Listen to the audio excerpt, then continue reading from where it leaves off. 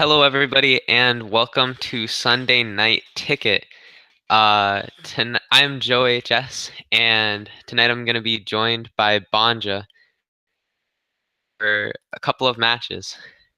How are you doing, Banja?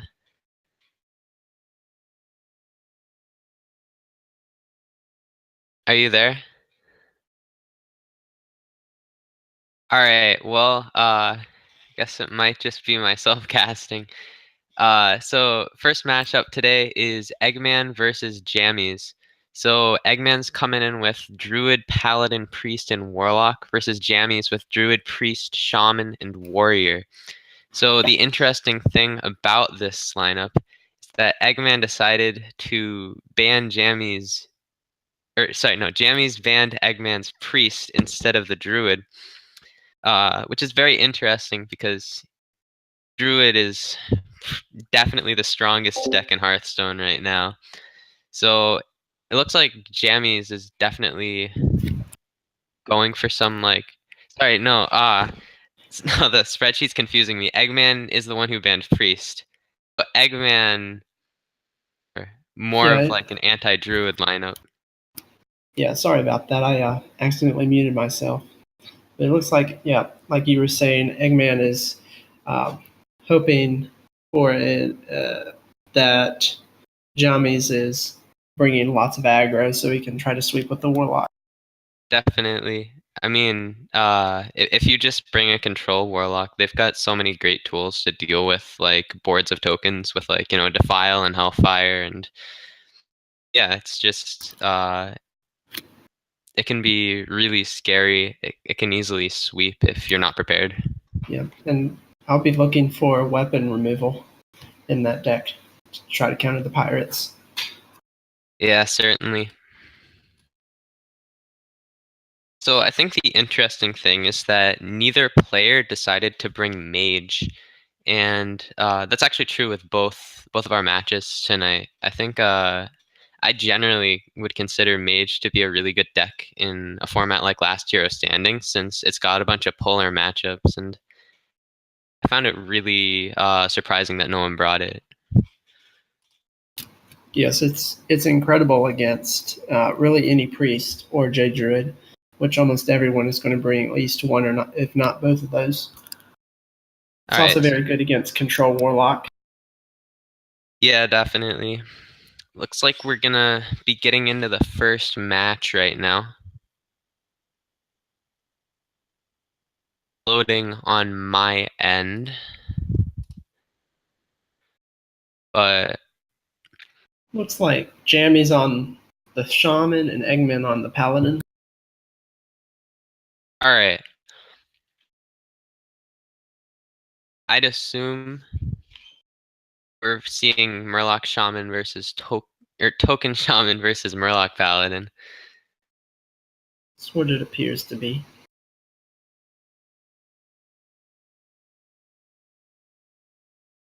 Eggman is bringing Stonehill Defender, which not everyone's running that in Paladin, but it's still pretty good against aggro, shutting down those tokens. Yeah, I mean, I guess the alternative to Stonehill Defender is mainly Divine Favor, and it really just depends on whether you think you're going to see more aggro or control. Or maybe replacements for Corpse Taker, Burn Bristle. It's true too. All right, so you see Firefly in the starting hand of Jammy's Shaman, and yep, he's just gonna go and drop it down. Gives him a nice, just like token to play next turn, and yeah, it's just a solid turn one play. Yeah, so it took him a while to play it. So really, two options are he can try to make his opponent think he has options, more one drops. But he could. It's possible that he has some elemental synergy in this deck and was thinking about saving the elemental. Huh, that's interesting, because you don't usually see elemental synergy in a standard token shaman. And by the looks of Bloodlust, it seems to be definitely like a standard token list. But if he Yeah, was running some elementals, I'd definitely be surprised. Okay, yeah, most of them don't, but I have seen it where they put in the Discover Elemental, the 5 mana 4/5. I've Huh. seen that put in this deck a couple times. Not usually though.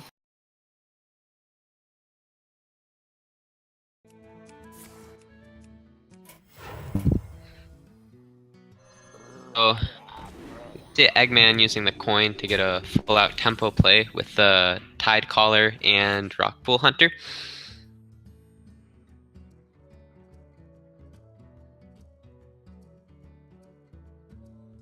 So now on Jammy's front, he's got Jade Claws and Maelstrom Portal seem to be his best options for dealing with the board right here.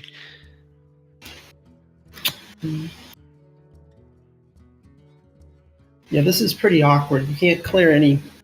The most you can clear is just the 1/1. You leave 2 Murlocs up, which is always scary going into turn 3 or 4. Definitely. There's always that risk of a War Leader coming down, and then by that point, Eggman's kind of just snowballed so far ahead that it's really hard for Jammies to end up coming back. Since it's more of an aggressive deck, you don't really have that many comeback mechanics. So once one player snowballs, it could very well be over.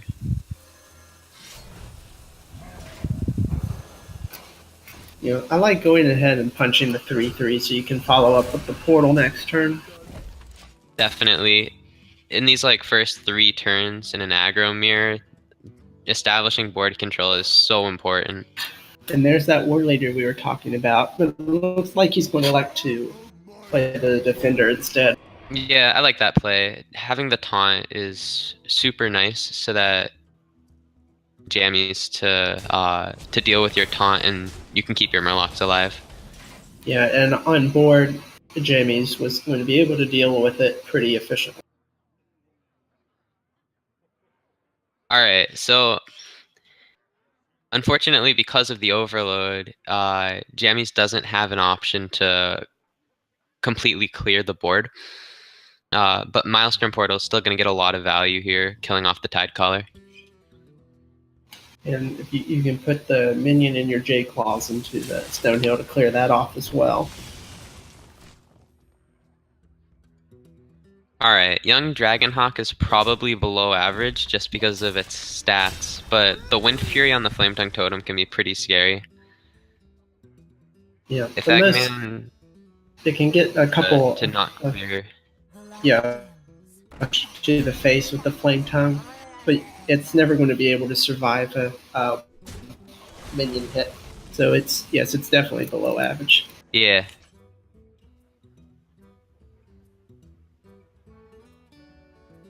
It's really awkward this turn since it dies to the 4/1 and the 1/1. Yeah, you're leaving the War Leader alive and then you're just not getting anywhere.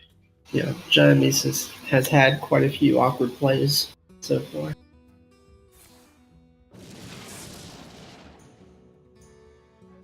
Oh, wow, that synergy. Alright. Timberwolf or Penguin. Sometimes lucky. And if Eggman finds a gentle Megasaur, that gets the buff as well.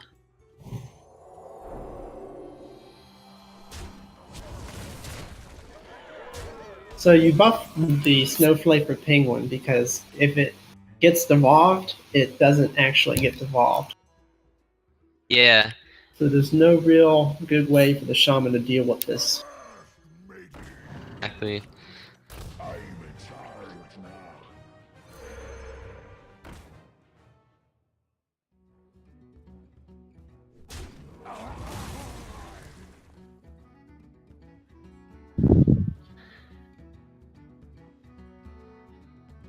Alright, Think from Below is gonna give Jammies an edge on the board, but you can see he's definitely starting to run out of steam here, and he's gonna need to find something.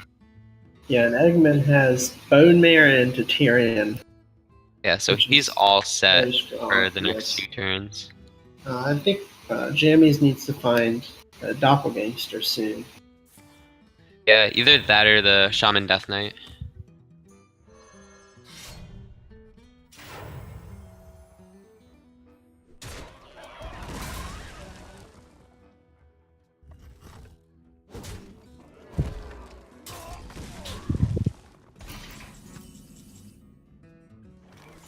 Finding a Jade Claws is probably not going to be enough value.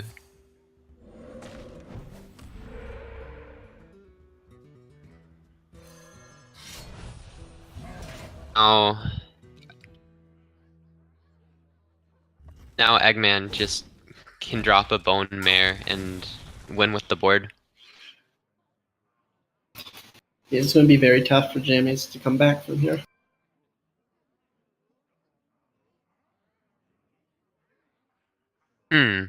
I don't like using the Evolve. I feel like your win condition at this point is to top deck Doppelgangster the next turn and just get some really high stat minions. Yeah, I would agree with you there. Usually I would evolve this board, but I think you're so far behind that you really just have to high roll with Doppel Evolve. Yeah. Best things you can get off of an Evolve here would probably be like maybe King Mukla, and even that's not really enough since your Bone Mare dude can just trade into that. Yeah, maybe getting maybe there's a poison minion that doesn't die to the weapon.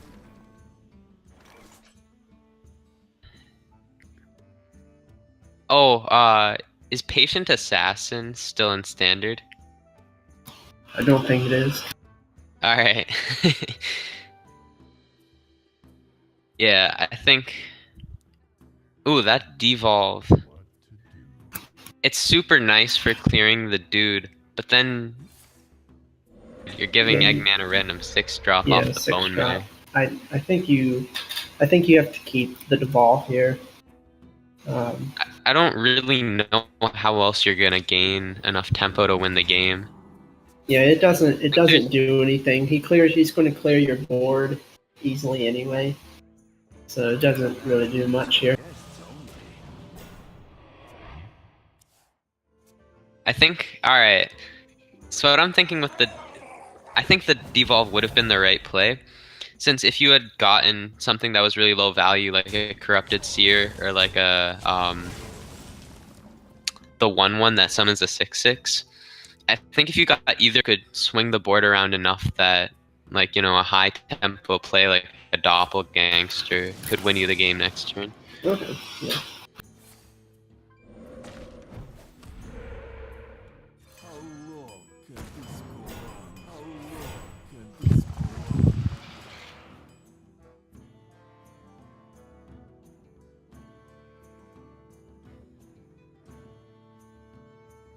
Not a, not a. It wasn't a bad evolve, but it wasn't good enough. It looks like Eggman is one-off lethal. I don't see much reason not to just go face here. There doesn't seem like there'd be much of a punish. I agree. He sees both evolves. Is there? I don't. Is there any? I don't see a way to get him for him to get through the taunt. But I I mean, think trading also. I Mozart. don't think you lose.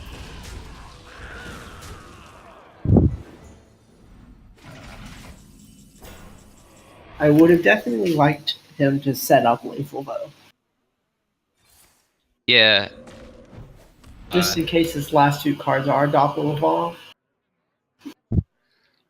either that or like attacked in Lightning Storm. That's kind of your only way you lose this game. So, like, going face kind of negates that since you're gonna win with your weapon next turn anyways.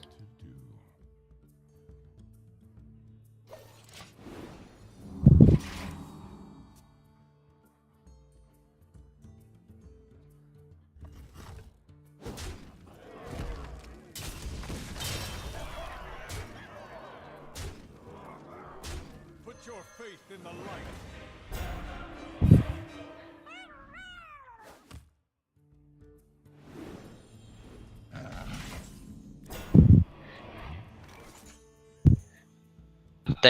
an evolve, but I couldn't imagine you could get anything.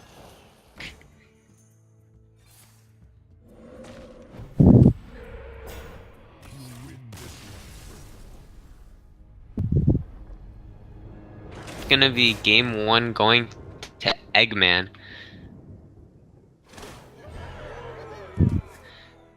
So now Jammy's Shaman is out, and he's left with his Druid and Warrior.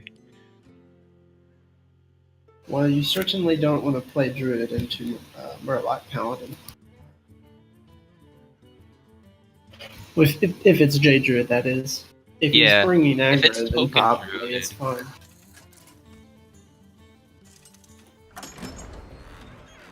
Okay. Interesting.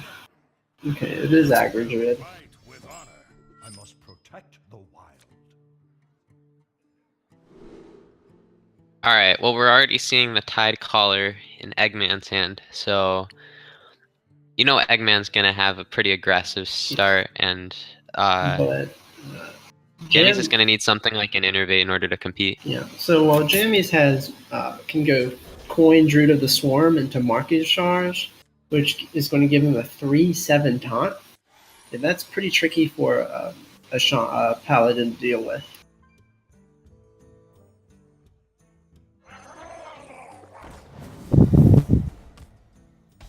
Eggman going with the Vilephin over the Tide Collar, which is definitely gonna be more favorable in trading with the Druid of the Swarm. Yes, I agree. That buff. He wants to play the Rockpool Hunter next turn, and all of the Druids turn 1 plays or 1 drops are going to have 2 health, and so you want to keep as much health on that Murloc as possible.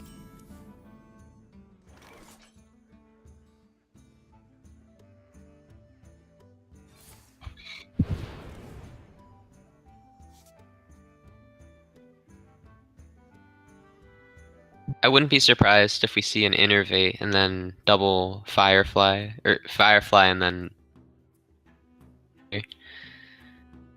Yeah, The I like tempo that. is really valuable. It allows you to play Firefly, Power of the Wild next turn. So it makes 3 2/3s on the board. Very good tempo.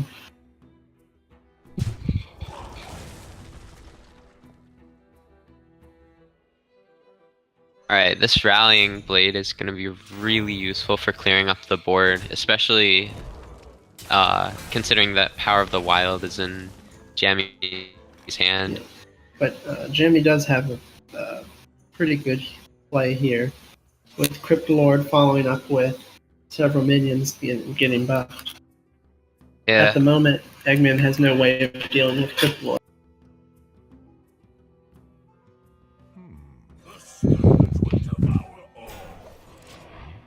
Lot of things that Eggman can find though to deal with it, and that is not one of them.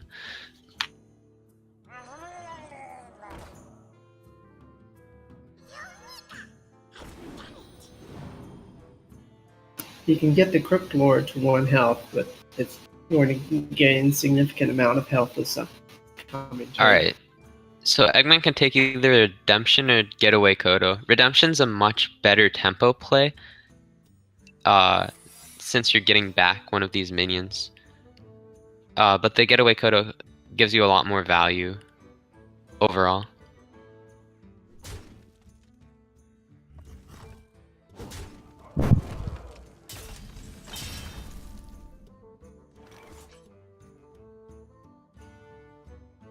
Alright, so now Jammies has the potential to play 3 minions and buff this Cryptolord up to 4 health. Going to opt for Power of the Wild, giving all of his minions 2 attack, so he can trade efficiently on the board. Seems like a pretty dire situation for Eggman. Unless he's running Consecration, it's gonna be hard for him to come back from this. Ooh, Finch is a good draw though. 5, yes.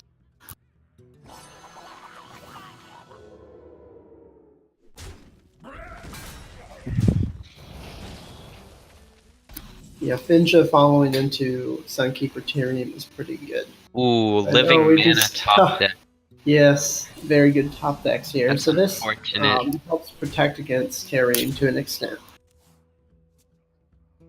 Oh, that's not what you want to see. You want to try it if you play Tyrion. You want to try to pull a War Leader, keep your Finja up. But a drawing War Leader, you can just trade. Yeah, opting to kill the Flame Elemental instead of the Treant is going to be useful since now they're not able to play a Power of the Wild or a Savage Roar this next turn. The only way they could buff everything would be a Mark of the Lotus.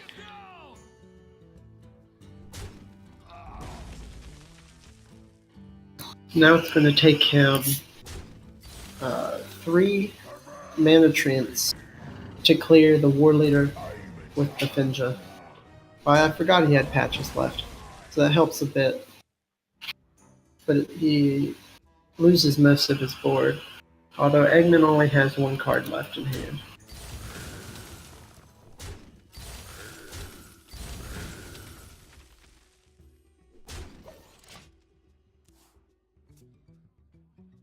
I think I Ooh, would like to see the trade on the Hydrologist, because now he can get a double value trade.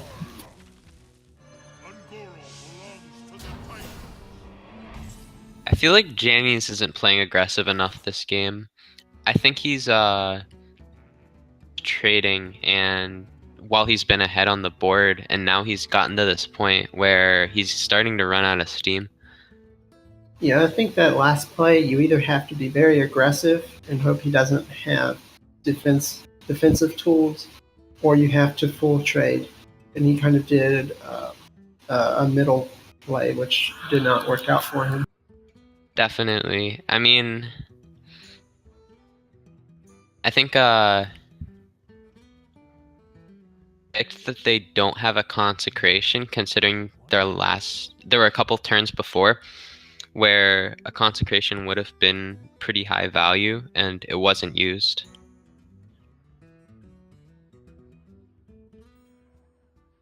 Time waits for no one. But now he's forced to use Savage Roar just to clear out 1 minion, and he's still very behind on board.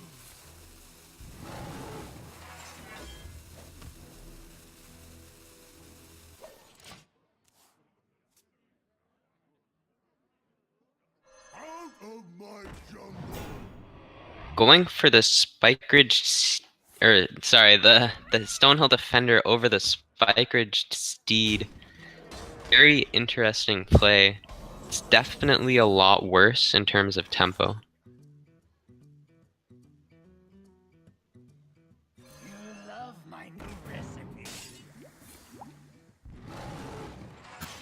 It is, but you're so far ahead at the moment, and you can soon have second loving mana. You would have played them last turn, so I think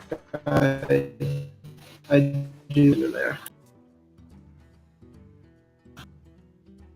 Alright, so Eggman's got 3 really high value options against Jammy's empty hand. I think this is pretty much the game right here. Agreed. I don't even with living mana into Savage Roar, he wouldn't be able to get through.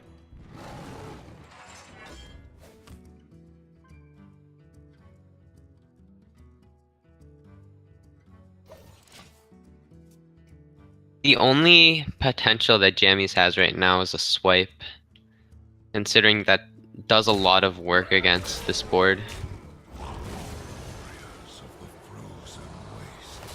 But yeah, with the Lich King coming down, swipe isn't gonna save him. I can see. The only potential card that wins the game is Deathwing, but I don't think Jammies is running Deathwing in this deck. I would be surprised. Alright, so Eggman takes game 2, and we are he is 1 game away from winning. We have Warlock left.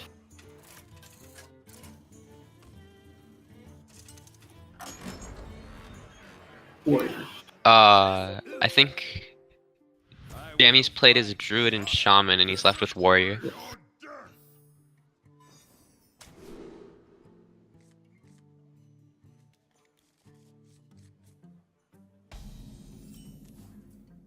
Seems to be a pirate warrior. No surprises there. Interesting that he kept the Bloodsail Raider, He kept, but I feel like you need yeah, a weapon to keep that, especially going first.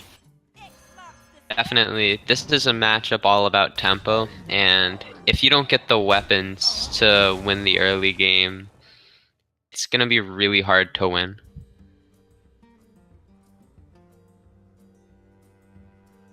The coin right here. You don't have anything guaranteed for your turn 3 play, and it feels really bad to just be playing warrior.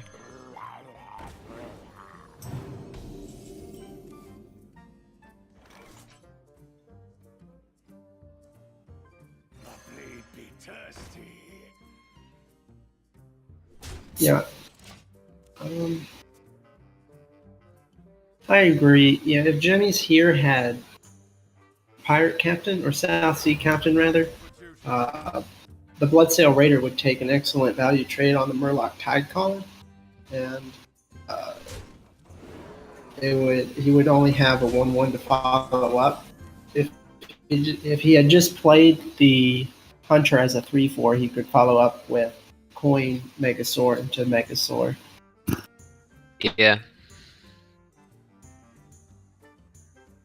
Alright, so I see 2 lines of play here. You either go with the Spellbreaker and you silence off the Murloc Tidecaller. That gives you you can trade in the Frothing to the either the Tidecaller or the Rockpool Hunter, and then you have 1 minion that ends up living on board. Or you can play the Frothing Berserker, and you play the upgrade and you kill off the Silverhand recruit. That leaves you with a Frothing Berserker. Yes, I like this play a lot. You're almost guaranteed to have at least one Frothing Berserker up. You know your opponent doesn't have a 3-drop. So the best he can have is probably Blessing of Kings, or maybe Megasaur, and he gets an Consecration would be the big card to play around. Yes, for sure. But we haven't, in the 2 games previous, we have not seen a Consecration.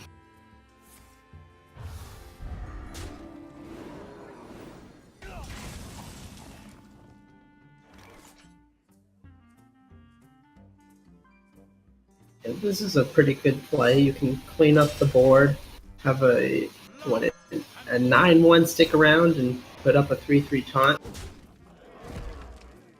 Definite. I would definitely like to see the trade here. You don't want that getting Blessing of King. I wouldn't. Right. I can see both sides, because you're getting 7 damage to face otherwise, which is really valuable. I also want the as a Pirate Warrior, we know that Eggman's hand is probably very slow because he hasn't played a whole lot the last few turns. He passed on 3. He Megasaur 1 Murloc on turn 4. So he definitely, there's a high chance that he has Spike Ridge Deed, and you want to clear the board going into Spike Ridge Deed turn. Okay, I so definitely I think don't like that last play from. I think playing the Raptor was really important right there, in order to just protect the Frothing from going face, and then you just play the Megasaur, so you've got a big dude on board.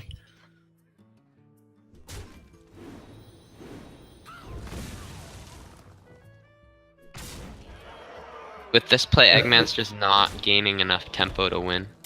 Yeah, I agree with you there. And that's gonna be the game. The light dims, but we fight. Could get taunt. Unfortunately, it does not get taunt. And Eggman's gonna win this series. Oh wait, no, never I mind. believe I'm dumb. yes, 2-1. Eggman still has his Warlock and his Priest. Yes. I think even if that Murloc got taunt, he'd have still died because you could use Spellbreaker, the 1/1 Divine Shield. True. It's just that that was the only out you possibly Yes. could have had. Garrosh versus Anduin. The light shall bring victory. Victory or death. It looks like Eggman's playing a Control Razakus Priest.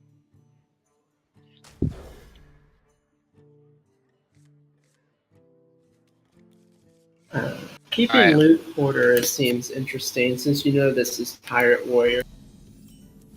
I'd like to try to find more Shire Cleric or even Radiant Elemental. Doomsayer as well.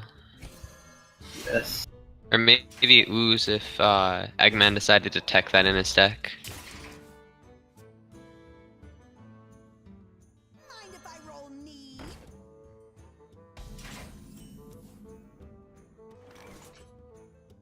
Alright, you can upgrade Dread Corsair and play the South Sea deckhand. Instead, it looks like we're not going to see an upgrade. Or it looks like Jammies made a mistake here. Meant to play the upgrade first. Yeah, he lost being able to play the South Sea deckhand.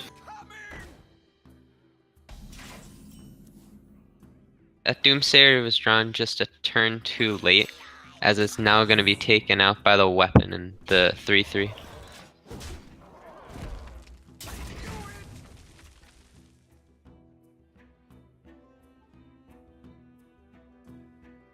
Blessed be this spot. We have a Tempo Priest of the Beast, which is not what you want against a Pirate Warrior. Yeah, it's just super easy to remove with your weapon in the South Sea deckhand.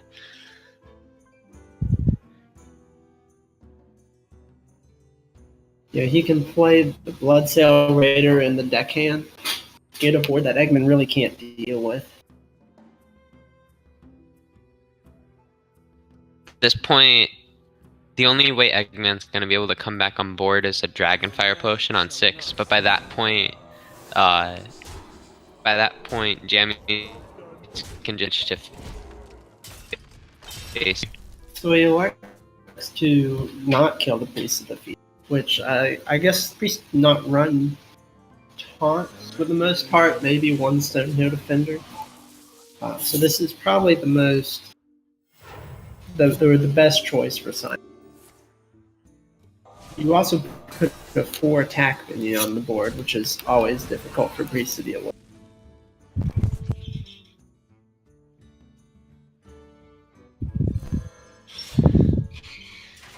X marks the spot.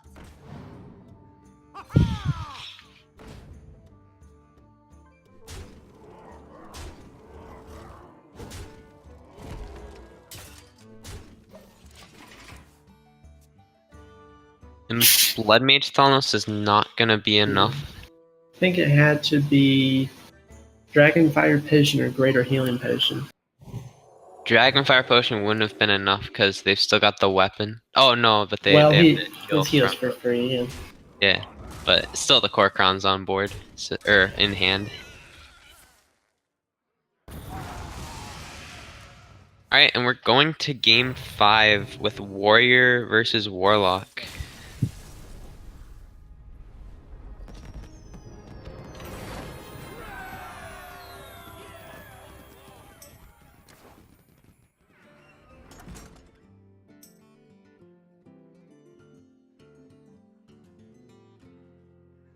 Warlock's a really interesting deck because it can be teched really hard anti-aggro, but it can also be teched really hard anti-control.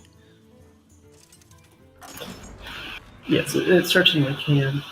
But I think for LHF, the Tech 4 aggro is preferable. Stonehill Defender and Drain Soul, so it looks like it's very anti-aggro.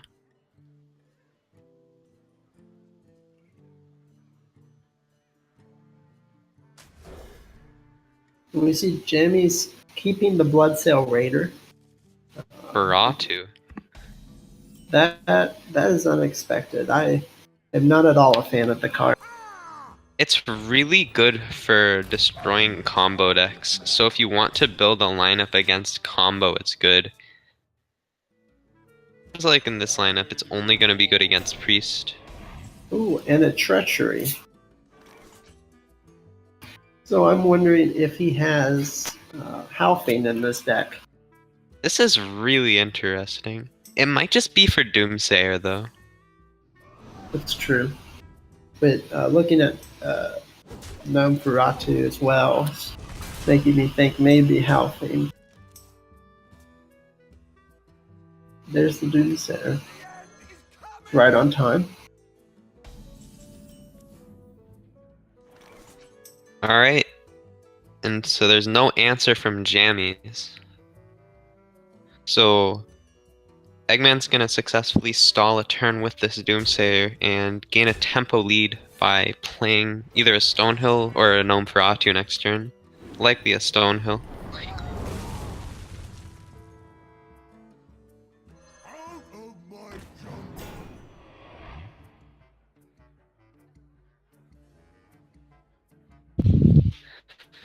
Between these Liking three, the Lakari Fellhound for sure. It's a 3/8 taunt is very difficult for a Pirate Warrior to get through, and you have several dead cards in your hand that you really aren't going to want to use or have time against Pirate Warrior. yeah, that's true. After using up the Doomsayer, I feel like the Treachery is pretty dead in this hand.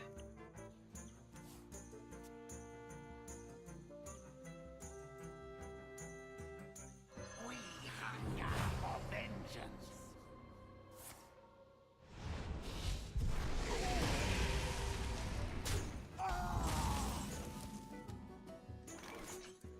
Jamis is going to need to pick up a weapon very soon if he has a chance. Definitely. This is a really awkward hand because anything you play is just understated. And this is kind of the reason that I don't like keeping Bloodsail Raider without a weapon. It's just a 2-mana 2/3.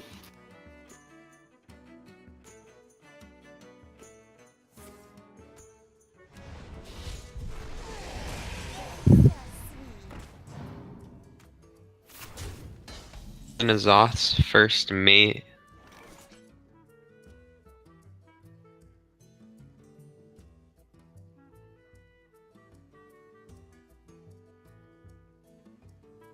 At this point, I think you have to tempo out the 3/4 and the 2/3.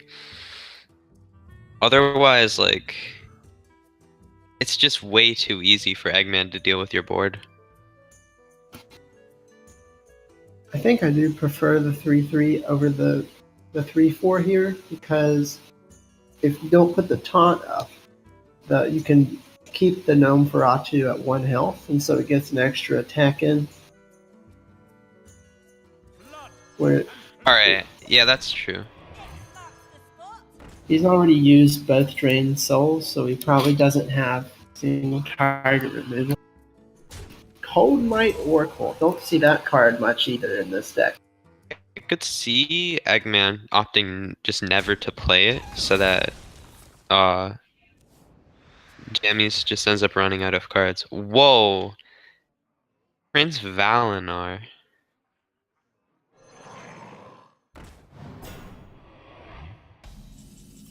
Alright. Destroying Treachery and Twisting Nether, which are probably both going to be dead cards anyways.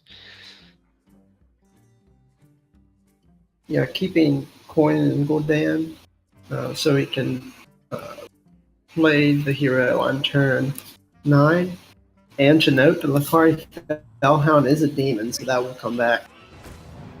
That's pretty impactful. Captain Greenskin's a bit awkward to deal with here. See now the power of the Dark Fallen.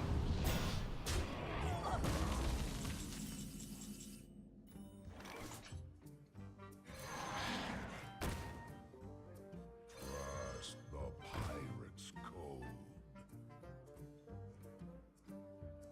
This is for Eggman to deal with. He can value trade the captain, but then there's a Hydra hitting Oh, him that's in the a head. really good draw. Yes. Exactly the answer that Eggman needed. So now he can trade into the Hydra, play the file, and then coin out this one for. Exactly. I don't think that Jammies did anything wrong in that play, since you already know that Eggman burned through the Twisting Nether. Eggman won't have to deal with it. But on top deck, Abyssal Enforcer is going to be enough to clear the board.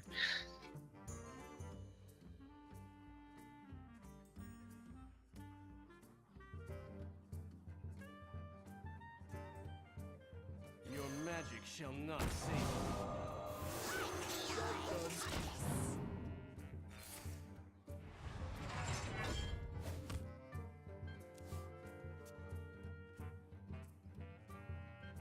Another Abyssal Enforcer. You might just play that so you get more value off the Blood Reaver next turn. So next turn you play the Blood Reaver, you summon a 6/6, a 1/3 taunt, and a 3/8 taunt. Yeah, and you gain 5 armor, get a better hero power. Yeah, this game is all but over. In blood and shadow.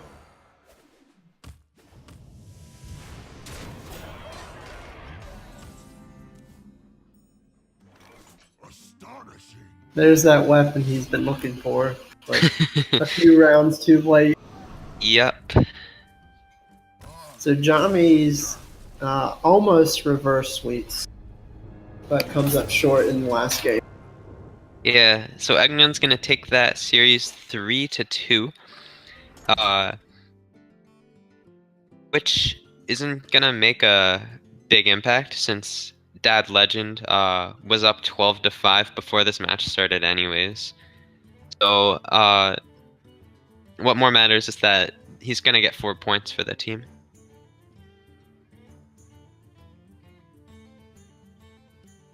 All right, now our next matchup against Arthur Rhodes against Steve Lineman is very important. Team Black Lotus currently has 10 points, and Sexy Hombres has 11. Yeah, the winner of this is it's definitely gonna make a big impact on the standings.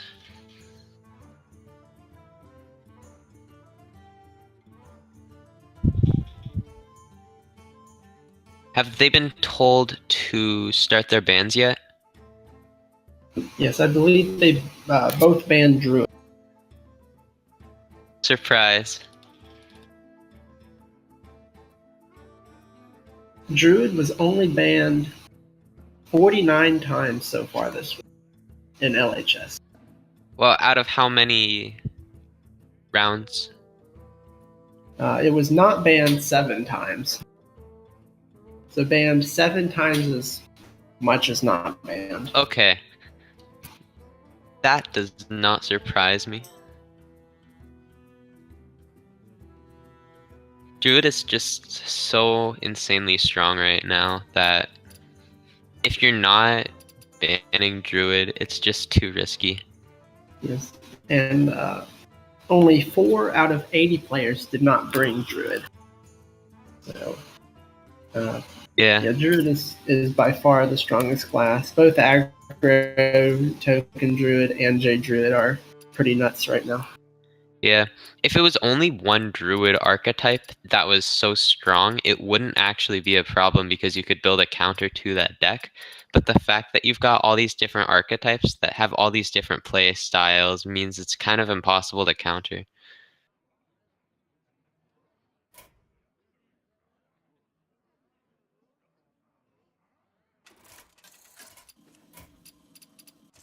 Oh, it looks like they've started their match. Cool down. Your soul shall be mine. It's like D Lineman will be on the Warrior, and Salt will be on the Warlock.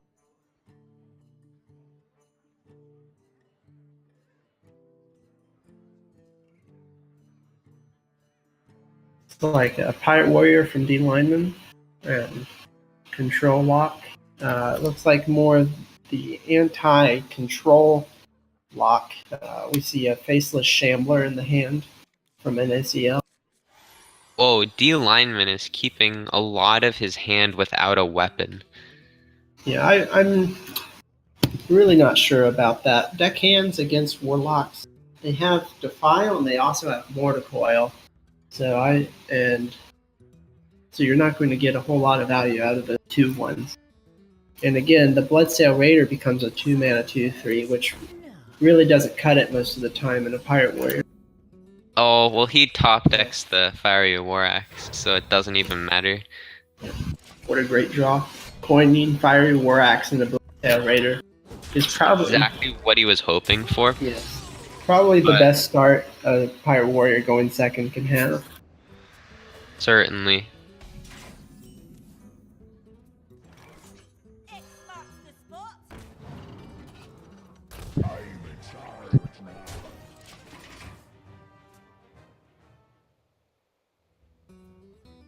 Gluttonous Ooze top deck.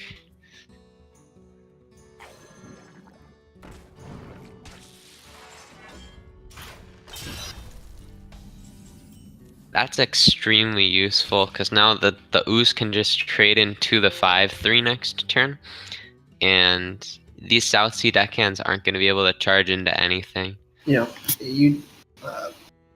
I really don't even like playing the South Sea deckhands because he easily has Defile or even Mortal Coil. I agree Or with any that. board player, yeah. Whereas we can see now Hellfire players.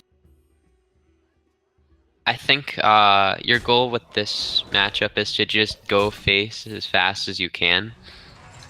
And if you're just tempoing out a South Sea, you're not accomplishing that goal.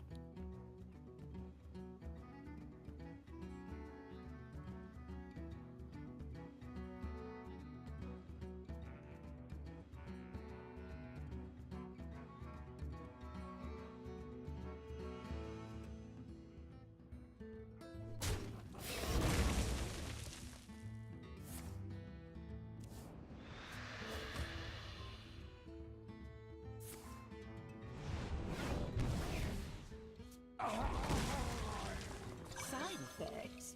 No. Trust me.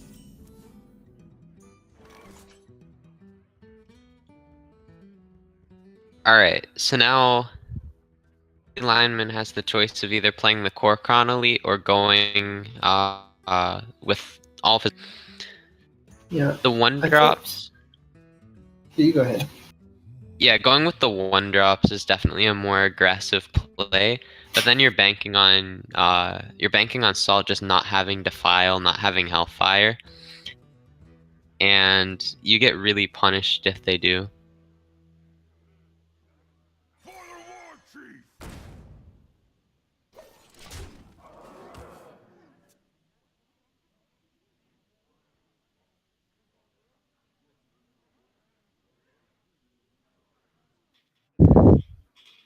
Yeah, so with this line of play, you can play Arcanite Reaper next turn, which sets up perfect lethal with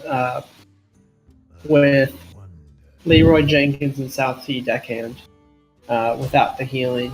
So this heals him 4. If the Kor'kron Elite didn't, 4 more damage, which it's not going to because of Defile. Yeah. But forcing out that Defile's actually really good for D lineman because now Salt can't play that Twilight Drake and can't really develop a board. So yeah, so now he can play South Sea deckhands, having to worry about that board clear. They still have the despicable. Hydro is a very good pickup here on turn 5. You play into Siphon Soul, but if your opponent does not have Siphon Soul, that's 8 damage to the face. Even if they have a Siphon Soul, it's not that bad since they're using up all of their mana to remove the Hydra. You're still gonna play a minion or something next turn, and you're still gonna be winning on board.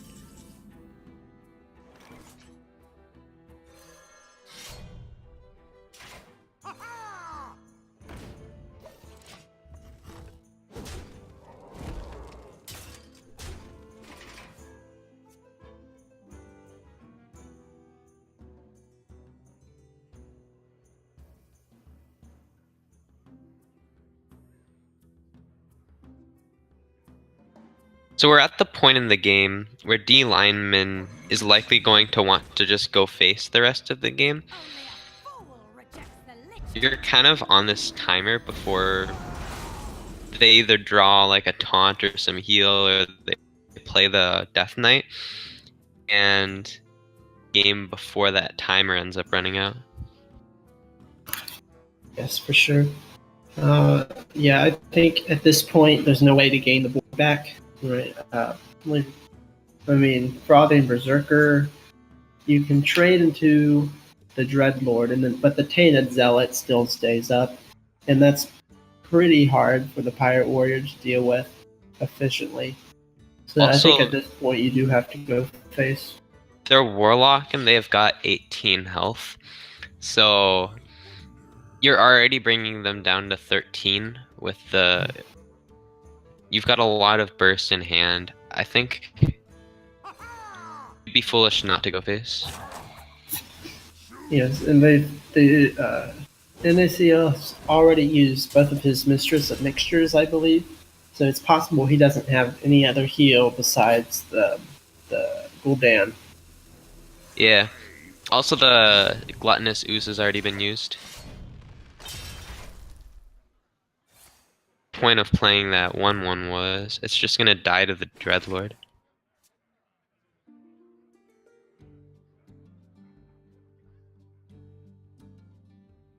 Not sure what Saul or what D lineman was thinking right there. I'm not too sure either.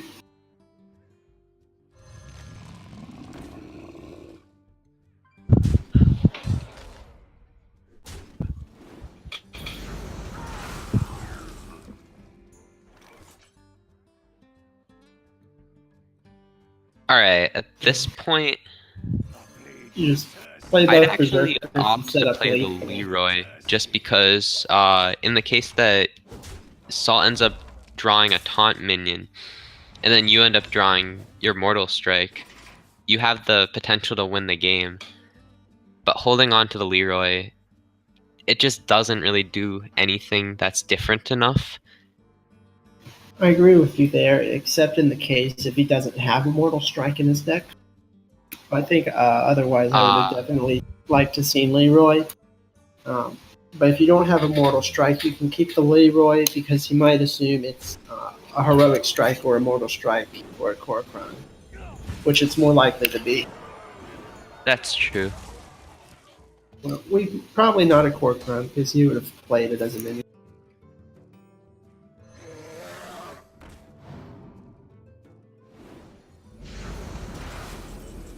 And that's the game.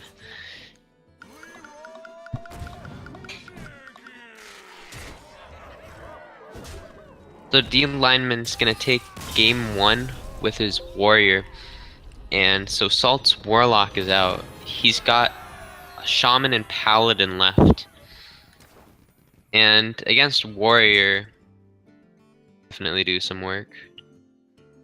Yeah, Shaman is usually pretty good against Warrior. It has usually a Stone Hero Defender, which keeps some of those cheap minions out early. And it has Devolve, which kills Pirate Synergy. It also has Bloodsail. Is it Bloodsail Corsair? Renews the durability. Yeah. I think that I'd be surprised if D Lineman gets another win off this warrior, but Pirate Warrior has the potential to just get an insane start and like win the game by turn 5. So you never know. But Salt elects to switch to his Paladin, and we can see a consecration in his hand, so he's probably more anti-pirate Paladin.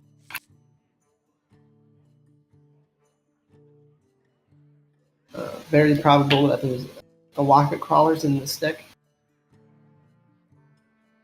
Alright, so last time we saw D Lineman end up keeping most of his hand instead of opting for a weapon.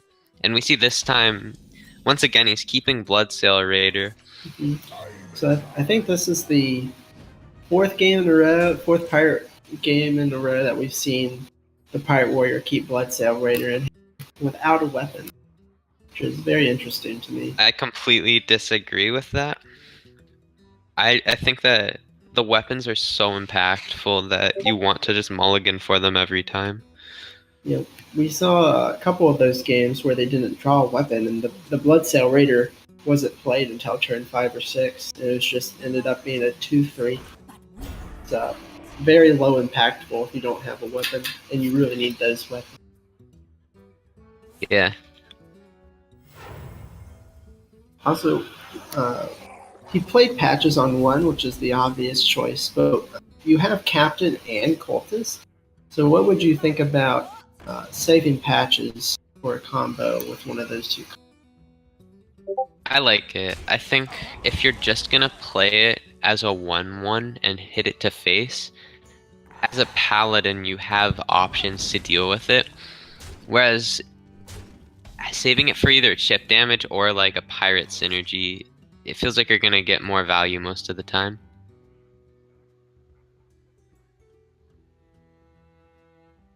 For example, if he had drawn Axe here, he could play Axe here, and then next turn he could have gone Patches, Cultist, Corsair, and had a giant swing turn.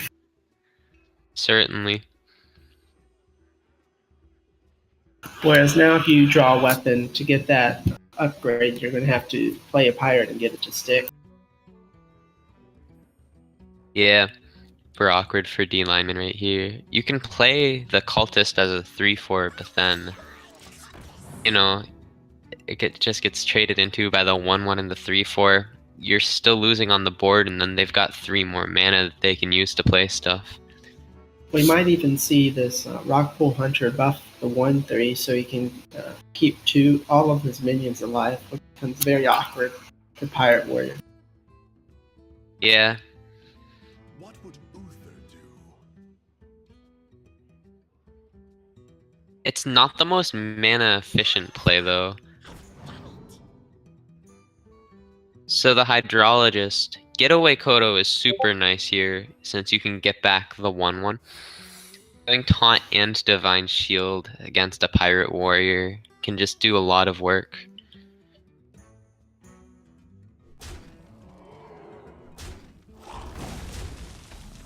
Interesting that they traded in the 1/3 instead of the 1/1 with Taunt. Yeah, so you want to get bringing the 1/3 back is not very impactful, whereas a 1/1 Divine Shield taunt stops 2 attacks from the Pirate Warrior. So I think I like it. That 2 extra health probably isn't going to matter. The only thing you'd be playing around would be First Mate, but they would have just played it earlier in the game. Exactly.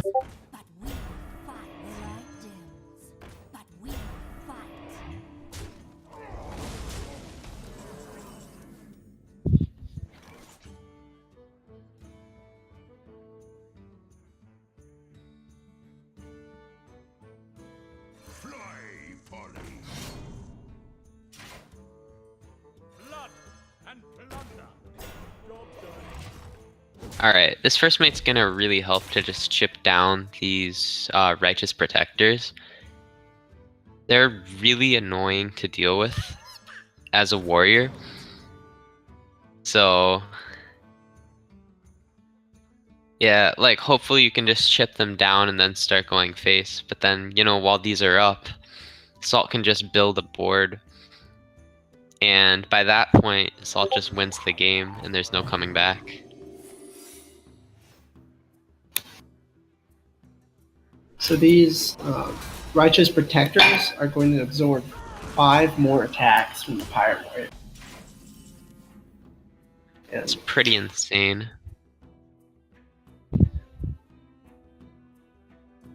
And yeah, and by the time he just gets through these 1/1s, Salt can just kill him. Well, I might just win next turn with the Megasaur. You just get like Attack or Wind Fury, and then D-Lineman's done. For the war chief!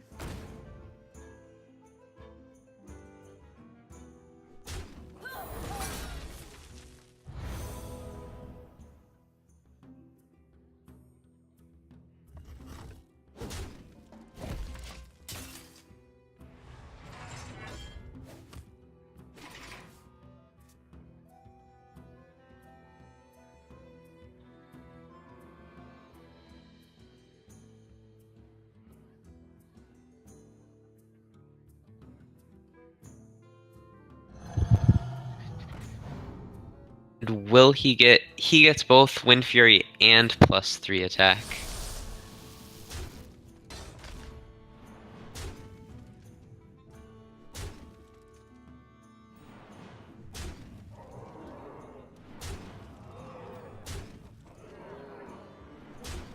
Wait, So Salt just missed lethal. yeah, so he's 1 off lethal by taking Wind Fury, where he would have had lethal with attack. The light dims, but we fight. Not that it's gonna matter, but...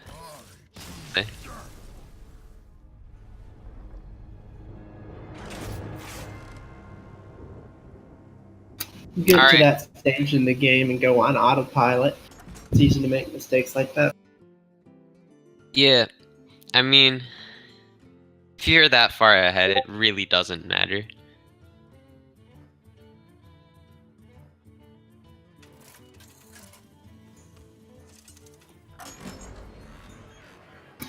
We have a Paladin Mirror. And D Lineman is ready for the Paladin Mirror with Hungry Crabs. Yeah, that's gonna be such a swingy card. Hard for Salt to catch back up.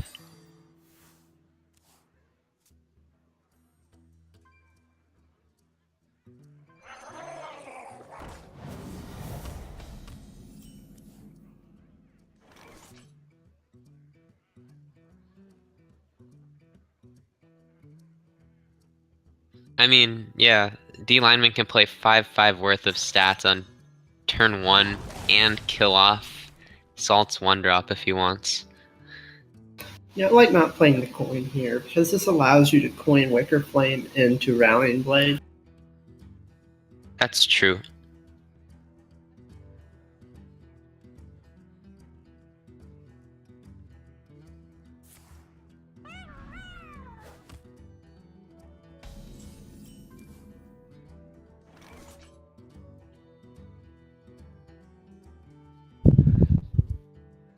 Yeah, I like playing the double Murloc here into War Leader. Very powerful.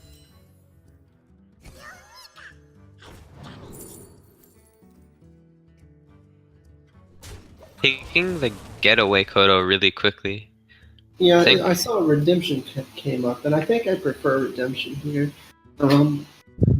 There are you have the Hungry Crab, which has incredible value as a battle cry, but I think you just want tempo.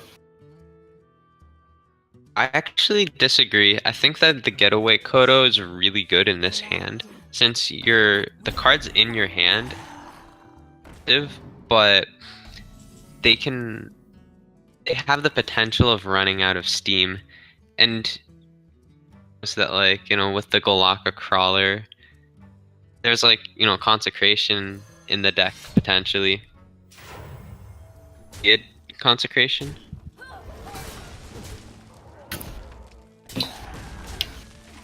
I think we might have. Valid point.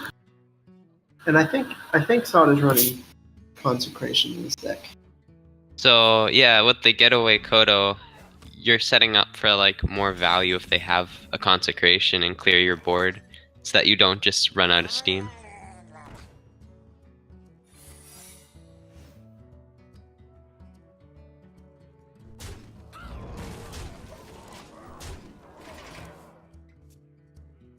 Yeah, so now if a Consecration comes down, he's going to get a Hungry Crab back.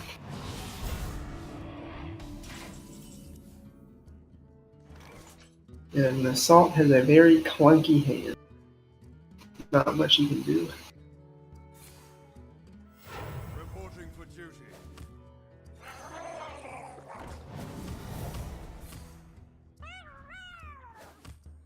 I like this play from D Lineman. I don't think there's any reason to use up your Wicker Flame Burn Bristle when you're this far ahead on board. You might as well just like summon some tokens.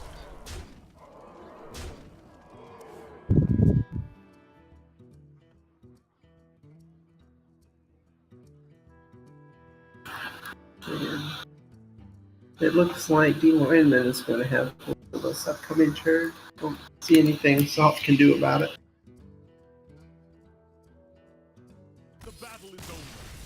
Alright, and we just see a concede from Salt. So that means D Lineman 2-1. Salt is left with his Shaman, which is usually pretty favored against Murloc Paladin. And the issue with running Hungry Crab and Murloc Paladin, if you're not facing Murlocs, you almost can't play that card. It's just completely dead. It's not bad if you played a Vilefin and you just kill off your own 1/1. Yeah, it's usually the only situation you can get it off. And there we see both of those cards. Triple 1-drop from D Lineman going first.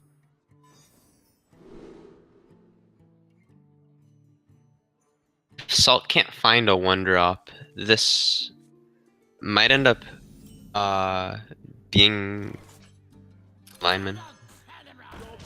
Oh, actually, Salt is on the coin, so he can just coin out something.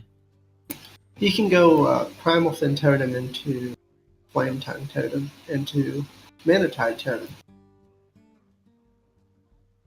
Yeah, that's a very good play. And then since you've already played the 3 totems, the thing from below only costs 3 mana.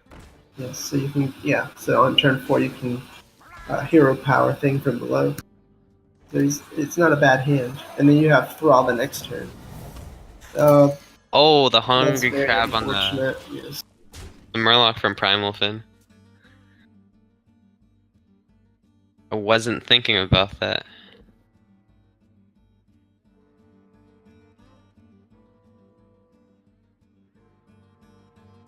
This is a very good start from the Lineman.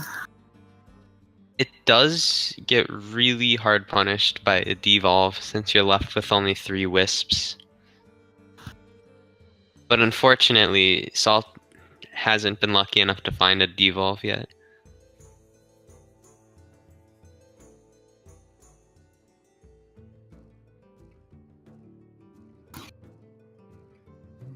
I think Bloodsail Cultist is the only, or the Bloodsail Corsair. It seems like the only really good play here. I Nothing think seems. you could have just done your Hero Power followed by Flame Tongue Totem with the Corsair to have Patches have 3 attack, but that doesn't change much. But it does allow you to play things from below 1 turn earlier. I think that's what he was thinking about.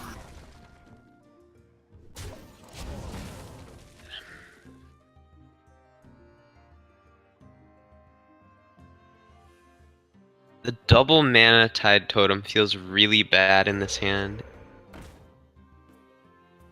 This is a matchup where as the Shaman you really do need to have some tempo on the board, especially this early on, and the Mana Tide just isn't helping that at all. Yeah, he's really behind now, but if he finds Devolve Maelstrom Portal, he can definitely start regaining control of the board. That's true, but you know, now he's got Corpse Taker on the board. Burn Bristle devolves into a 2-drop. I don't think you're gonna be able to come back enough to bring the game back.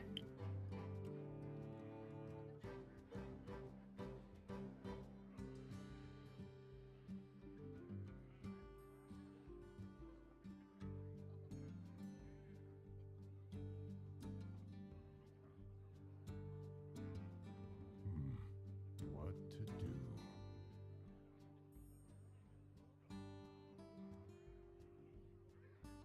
Thing from below seems like the best option here, but nothing. It doesn't feel great with that Corpse Taker. What to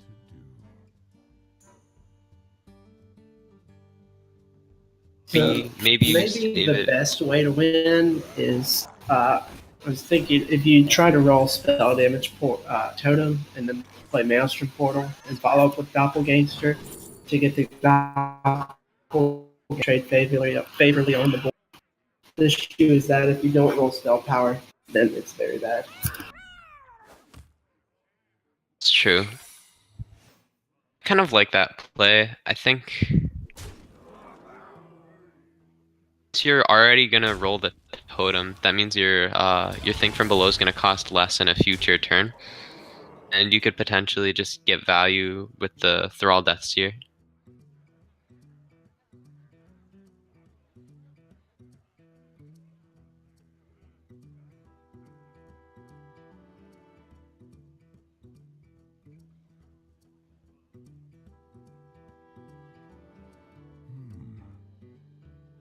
Salt needs to find an evolve or a devolve in probably the next turn if he wants to win this game.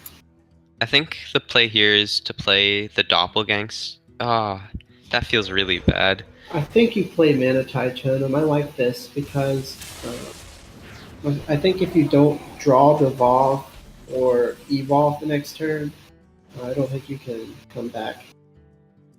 Wow, and so the random 1-drop is the Murloc. That's so The lineman unfortunate. has the other Hungry Crab.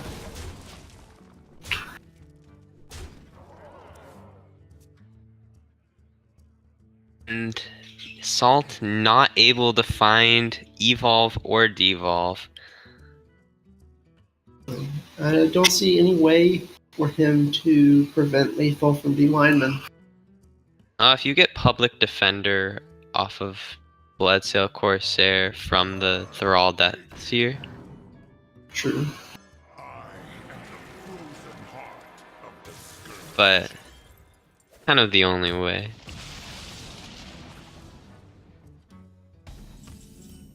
Well, it's actually a 3-drop, not a 2-drop. Just forget that. Well, that almost worked.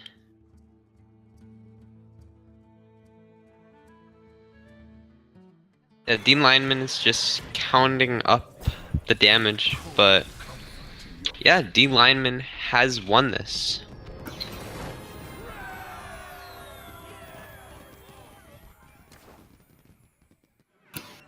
His Hungry Crab Murlocs did very well.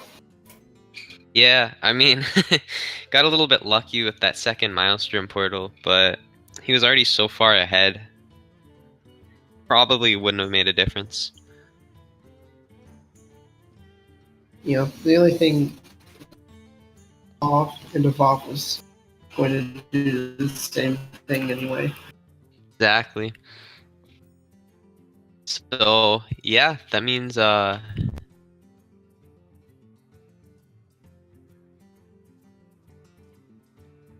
sexy hombres are going to take win for this week, which is a very big deal. That gives them an additional 3 points, and on top of the 4 points from just winning that series.